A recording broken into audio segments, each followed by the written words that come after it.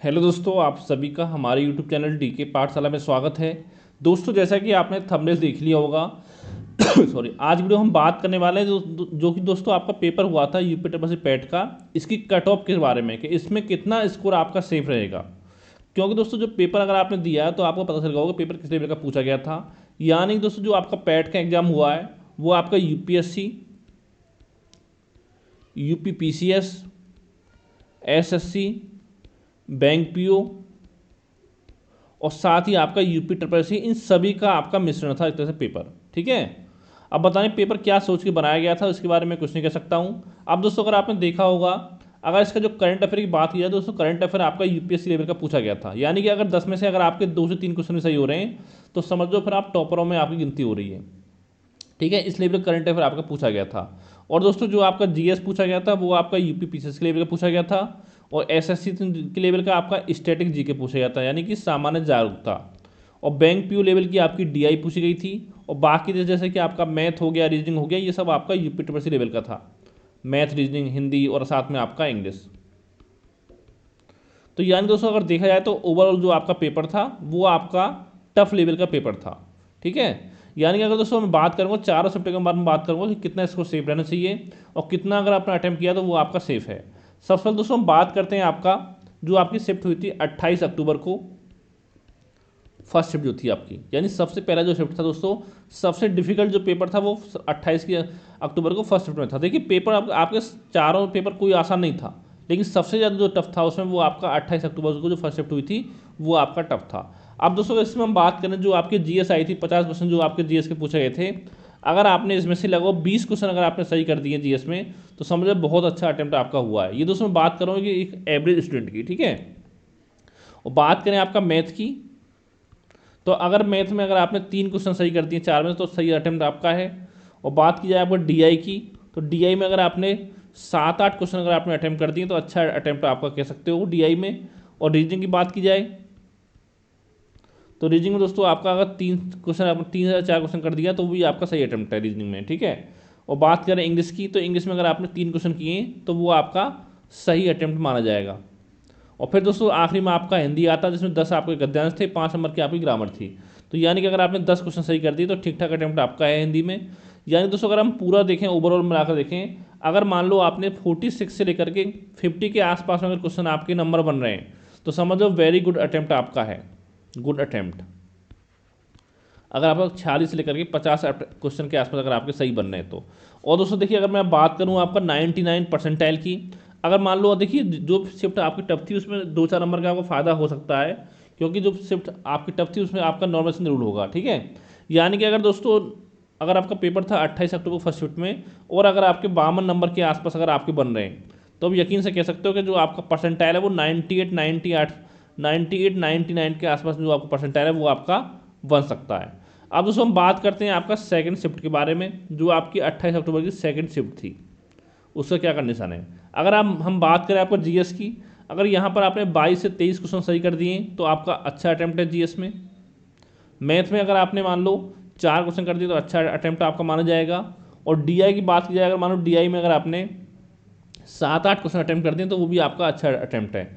और रीजनिंग दोस्तों बात की जाए, रीजनिंग में आपको कह सकते हो 4 क्वेश्चन आपका अच्छा अटैम्प्ट माना जाएगा। इंग्लिश में आपका 3 से 4 क्वेश्चन।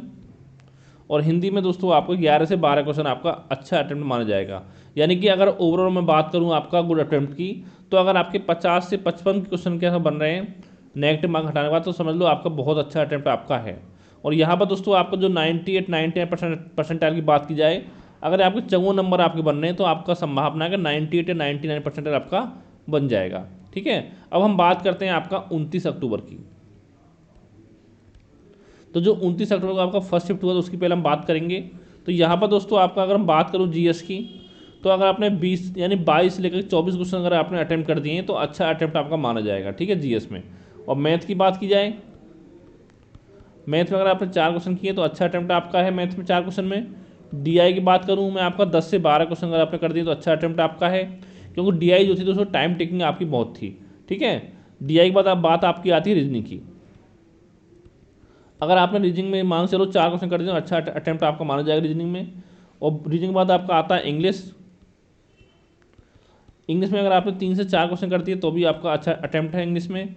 और हिंदी की बात की जाए तो हिंदी में दोस्तों आप 12-13 क्वेश्चन अटैम्प्ट कर सकते थे 15 में से, ठीक है। यानी कि ओवरऑल देखा जाए आपका अच्छा अटैम्प्ट की, तो अगर आपके 55 से लेकर के 60 क्वेश्चन अगर आपको सही हो रहे हैं तो समझ लो आपका अच्छा अटैम्प्ट है। और इस शिफ्ट में अगर आपका 98 से 99% अगर आपको चाहिए, तो अगर आपके इसमें 58 के ऐसे मार्क्स अगर आपको बन रहे हैं तो आपको परसेंटाइल 98 99 आपका बन जाएगा, ठीक है। अब बात करते हैं हम सेकंड शिफ्ट की 29 तारीख को। तो यहाँ पर दोस्तों अगर मैं बात करूँ आपका जीएस में, अगर दोस्तों जीएस में अगर आपने 22-24 क्वेश्चन किए हैं तो आपका अच्छा अटैम्प्ट माना जाएगा जीएस में। मैथ्स में आपका 4 क्वेश्चन अच्छा अटैम्प्ट है। डीआई में आपका 10-12 क्वेश्चन जो आपके अच्छा अटैम्प्ट माना जाएगा। और रीजनिंग की बात करें यहाँ पर 4 क्वेश्चन आपका अच्छा अटैम्प्ट माना जाएगा। इंग्लिश में आपका 3-4 क्वेश्चन, और यहाँ पर आपका जो आपका हिंदी था वहाँ पर 13-14 क्वेश्चन आपके, ठीक है। यानी अगर दोस्तों देखा जाए तो 29 अक्टूबर जो पेपर था वो लगभग एक ही लेवल का था, यानी ज़्यादा डिफरेंस आपको नहीं था। अगर देखिए इसमें आपको 57 से लेकर के अगर 62 क्वेश्चन अगर आपका अटैम्प्ट कर रहे हैं तो अच्छा अटैम्प्ट आपको माना जाएगा। और यहाँ पर दोस्तों पूरी संभावना है कि अगर आपके 60 मार्क्स अगर आपके आ रहे हैं तो जो आपका परसेंटाइल है वो आपका 99-98 आपका बन जाएगा, ठीक है, परसेंटाइल। तो दोस्तों अब मैं बात करूँ आपका कैटेगरी वाइज कितनी कटअप जा सकती है, पहले दोस्तों बताना चाहूँगा जो लेवल था पेपर का। देखिए सबसे जो हार्ड लेवल था वो दोस्तों था आपका 28 तारीख को फर्स्ट शिफ्ट, सबसे टफ था। उससे थोड़ा आपका आसान था, आप कह सकते हो 28 को सेकंड शिफ्ट, ठीक है। और उससे थोड़ा आसान था आपका 29 को फर्स्ट शिफ्ट, और उससे थोड़ा आसान कह सकते हो 29 को सेकंड शिफ्ट, ठीक है। यानी ये लेवल आपका था। अगर दोस्तों मैं बात करूँ कट ऑफ की, देखिए जो आपकी वैकेंसी आएंगी, अगर दोस्तों आपको अगर आप देखिए यूआर, ईडब्ल्यूएस, ओबीसी और साथ में फीमेल, देखिए इन कट ऑफ लगभग आपकी बराबर जाती है। अगर इन कैटेगरी के ओवरऑल अगर मान चलो आपके 54-55 नंबर आपके बन रहे हैं तो समझ लो अच्छा अटैम्प्ट आपका है। तो यानी दोस्तों देखिए जो भी वैकेंसी आपकी आएंगी, लेखपाल हो, बीडीओ हो, उसमें आपको मौका इसमें मिल सकता है। लेकिन दोस्तों अगर बात करें हम लोअर पी से तो उसमें मौका मिलने की संभावना कम है, क्योंकि उसमें वैकेंसी कम होती है और साथ ही उसमें कंपटीशन आपका बहुत हाई होता है। लेकिन और में क्या होता है, जैसे मान लो बहुत सारे बच्चे ऐसे हैं जो फॉर्म पेपर देते हैं केवल आपका लोअर की भर्ती कर देंगे, ठीक है, वो फॉर्म ही नहीं भरते लेखपाल वीडियो का जो ऑलरेडी सिलेक्टेड है, तो उसकी कट ऑफ इसलिए आपकी हाई जाती है। और अगर हम बात करें एससी कैटेगरी की, तो यहाँ पर दोस्तों अगर आपके 50 से लेकर के 52 नंबर आपके बन रहे हैं तो आपको मौका मिल सकता है लेखपाल और बीडीओ दोनों परीक्षाओं में, ठीक है। और एसटी की बात की जाए तो यहाँ पर अगर 45-47 का नंबर बन रहे हैं तो आपको मौका मिल सकता है।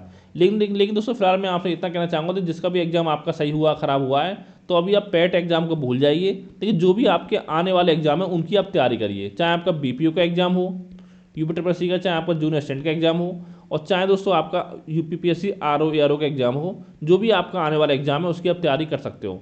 और दोस्तों अगर आपको किसी भी एग्जाम की तैयारी के कुछ गाइडेंस चाहिए, कुछ बुक्स लिस्ट चाहिए, तो दोस्तों मुझे आप व्हाट्सअप मैसेज कर सकते हो। ये मेरा व्हाट्सअप नंबर है 7042654209। अगर कुछ भी मुझसे आपको हेल्प चाहिए पढ़ाई से संबंधित तो इस नंबर मुझे आप व्हाट्सअप कर सकते हो। तो दोस्तों ये आपका पेपर था, यानी कि पेपर दोस्तों अगर देखा जाए तो इतनी उम्मीद नहीं थी कि आयोग की पैट का एग्जाम जो इतना हार्ड बना देगा, क्योंकि दोस्तों पैट जो होता है केवल आपका क्वालिफाई पेपर होता है, इससे देखिए कोई आपकी जॉब नहीं मिल रही है। और मेनली जो पैट से वैकेंसी आती है वो भी आपकी मतलब चपरासी लेवल तक की वैकेंसी आती है, 25-30 हज़ार की नौकरी होती है जो, ठीक है, जो कि बहुत ही कम है आज जमाना देखा जाए तो। और दोस्तों साथ ही देखिए आपने देखा होगा जो आपका पैट 2021 हुआ था और इनकी प्रोसेस ही बहुत आपका स्लो है आयोग का, कि जो पैट 2021 हुआ था उससे केवल अभी तक आपकी 2 वैकेंसी कंप्लीट हुई हैं, एक तो एएनएम वाली और एक आपका थी वैकेंसी थी जो 76 पदों पर आई थी एलडीए, साथ ही आपका यूटी वाली, ठीक है। अगर मैं बात करूँ आपका पैट 2022 की, तो पैट 2022 हुए देखिए 1 साल से अधिक समय आपका हो चुका है, क्योंकि 15-16 अक्टूबर को हुआ था 2022 में पैट 2022 आपका। लेकिन दोस्तों आज आपका हो गया, जो वीडियो बना रहा हूँ 30 अक्टूबर आपका हो गया है, लेकिन अभी तक मलाल है कि एक भी पेपर आपका नहीं हुआ है, एक भी परीक्षा आपकी नहीं हुई है पैट 2022 से जो आपकी होने वाली है। और मैं बात करूँ आपका पैट 2023 से, तो दोस्तों देखिए पता चलेगा आपको कि पैट 2023 जो विज्ञापन जारी होंगे वो अगले साल नवंबर दिसंबर जारी होंगे, यानी कि कह सकते हो जो पैट 2023 की सारी भर्तियाँ हैं वो कम से कम आपका 2025 के लास्ट तक या आपके 2026 के स्टार्टिंग में जाकर कंप्लीट होंगी, उससे पहले संभावना आपकी कम है। यानी दोस्तों इसीलिए अब बच्चों का जैसे भरोसा उठता जा रहा है और पेपर देख के अगले बार बच्चों का भरोसा और ज़्यादा उठ जाएगा।